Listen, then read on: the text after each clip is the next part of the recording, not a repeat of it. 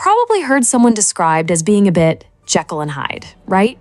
We use it all the time for someone who seems to have two completely different personalities.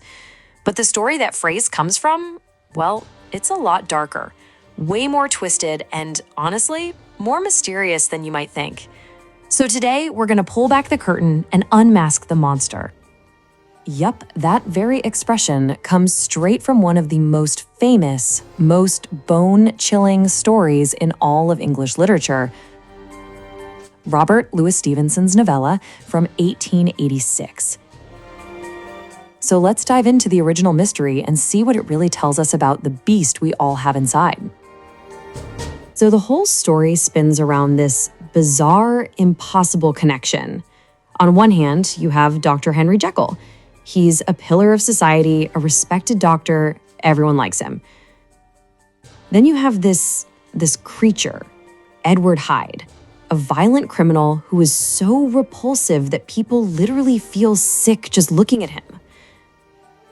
The central puzzle is, what in the world connects these two? And why would a good man like Jekyll leave his entire fortune to an absolute monster like Hyde? So here's how we're going to crack this case. We'll start with the story's own strange origin. Then we'll follow the investigation as it unfolds in the book. After that, we get to the horrifying truth, explore why this story is about so much more than just a monster, and finally, look at its incredible legacy. Right. Because the story of how this book came to be is almost as weird as the story itself. It didn't start with a clever idea. It started with a nightmare. So picture this. Robert Louis Stevenson is sick, he's stuck in bed, and he is literally screaming in his sleep. His wife Fanny rushes in to wake him up, and he gets mad at her. He was annoyed because she'd interrupted what he called a fine bogey tale, right at the best part, the first transformation scene. That single, terrifying image from a fever dream became the kernel for the entire novel. But this idea of a secret double life, it was already floating around in Stevenson's head. He was totally fascinated by real people like Deacon Brodie. Here was a guy in 18th century Edinburgh who was a respected craftsman and city councilman by day, but at night, he was a burglar, stealing to pay for his gambling habit. That idea of a respectable face hiding a dark secret was a huge inspiration. And here's a great little fun fact for you. We all say Jekyll, but Stevenson's own family always insisted that the name was pronounced Jekyll. It's just another little layer of strangeness to this whole creepy case. So now let's get into the story itself. The whole thing is written like a detective story. And we see it all through the eyes of a lawyer, Mr. Utterson, who is just trying to figure out what is going on with his friend, Dr. Jekyll. The first real clue that something is seriously wrong is Jekyll's will. It basically says that if Jekyll dies or just disappears for a few months, his entire fortune goes to this shady, violent guy, Edward Hyde. Utterson's mind immediately goes to blackmail. What kind of horrible secret does this Hyde person have on his respectable friend? And that question just drives him crazy. And from there, the case just escalates like crazy. First, there's a horrible incident where Hyde tramples a little girl and then pays off her family with a check signed by, you guessed it, Dr. Jekyll.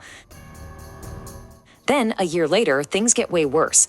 Hyde beats a member of parliament to death with a cane that Utterson knows belongs to Jekyll. Soon after, another friend, Dr. Lanyon, dies of pure shock after learning something about Jekyll. It all comes to a head when Jekyll's butler, totally panicked and thinking his master has been murdered, gets Utterson to help him break down the lab door. This is it, the climax of the entire investigation. Utterson and the butler, Poole, grab an axe and they are ready to smash down that laboratory door to finally figure out what has happened to Dr. Jekyll. But inside, they don't find Jekyll. What they find is the body of Edward Hyde twitching on the floor, having just taken his own life. And on the desk, there's a letter, a full confession written by Henry Jekyll. So what did it say? What was the truth? It was never blackmail. It was something so much stranger. Jekyll and Hyde were the same person. Jekyll, obsessed with the good and evil sides of man, cooked up a potion that could physically separate them. He could literally turn into Edward Hyde and go out and indulge every single dark impulse he had, with zero consequences for his reputation. But of course, the experiment went horribly wrong. Hyde started getting stronger, and Jekyll would transform without even taking the potion. The final nail in the coffin, the original batch of salt he used for the potion ran out, and he couldn't find a replacement with the same impurity. He was trapped. The next time he fell asleep, he'd become Hyde forever. The plot is just a masterpiece of suspense, right? But the reason we're still talking about this story over 100 years later is because of its themes. It's so much more than a simple horror story. It's really a deep, deep dive into the human soul. At its absolute heart, the story is about duality. The idea that every single one of us has a good side and a bad side, a civilized self and a wild, barbaric one, and they're always at war inside us. You see, Jekyll's real crime wasn't that he had an evil side. It's that he tried to pretend it didn't exist. He tried to cut it out of himself completely, and by doing that, he ended up unleashing it. And you can look at this conflict through so many different lenses. You could see it psychologically, right? Hyde is like the id, our primal urges. Or maybe it's a social commentary on how Victorian society forced people to repress their true desires. You could even see it as a warning about science going too far, or as a powerful story about addiction, with Jekyll needing his fix of the potion more and more. The story's impact was immediate, and it was huge. This wasn't just another book. It became a cultural phenomenon almost overnight. It was an instant bestseller. They first sold it as a cheap shilling shocker, kind of like a paperback. And it sold almost 40,000 copies in the UK in just the first 6 months. Everybody was talking about it, from newspapers to preachers in church. And that story's DNA is just completely woven into our culture now. Think about it. There have been over 120 adaptations for just film and stage. And that's not even counting all the musicals, the comic books, the video games. The names Jekyll and Hyde have become a permanent part of how we talk, a perfect shorthand for that inner conflict Stevenson brought to life so terrifyingly. And all of this leaves us with one final haunting thought. Dr. Jekyll's whole goal was to neatly separate his good side from his evil side so he could live a purely virtuous life without being bothered by his dark side.